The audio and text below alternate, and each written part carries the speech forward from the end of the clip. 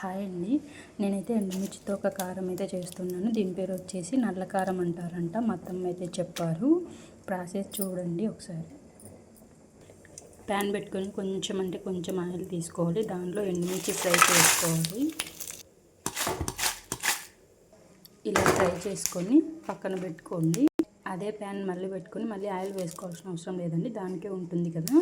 అందులోనే కరివేపాకు, జీలకర్ర, ధనియాలు వేసుకొని లైట్గా ఫ్రై చేసుకోండి. ధనియాలు ఎక్కువ వేసుకోకండి, కొంచెం మాత్రమే తీసుకోవాలి. ఇప్పుడైతే మనం మిక్సీ జార్ తీసుకోవాలి. ఎండుమిర్చి చల్లారిన తర్వాత ఇందులో వేసుకొని గ్రైండ్ చేసుకోవాలండి మెత్తగా. ఎండుమిర్చి ఇలా పొడి చేసుకోవాలి ఫస్ట్, అన్నీ ఒకటేసారి వేస్తే పొడి కాదని. తర్వాత ఇవి వేయించి పెట్టుకున్నవి కూడా ఒకసారి మళ్ళీ గ్రైండ్ చేసుకోండి. రుచికి సరిపడా ఉప్పు వేసుకోండి.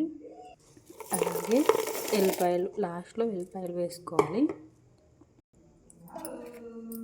ఇలా అయితే మిక్సీ వేసుకోవాలి మొత్తము. మనకైతే నల్లకారం అయితే రెడీ అయిపోయిందండి. సర్వ్ చేసుకుందాం. ఇంతే అండి, నల్లకారం అయితే రెడీ అయిపోయింది. మేమైతే ఉప్మాలోకి చేసుకున్నాము. ఉప్మాలోకి కానీ, ఇడ్లీలోకి కానీ, వేడి వేడి అన్నంలోకి కానీ నెయ్యి వేసుకొని తింటే సూపర్ ఉంటుందంట. నేనైతే ఎప్పుడు తినలేదు, మీరు కూడా ట్రై చేయండి ఖచ్చితంగా. అంతే అండి వీడియో. By by.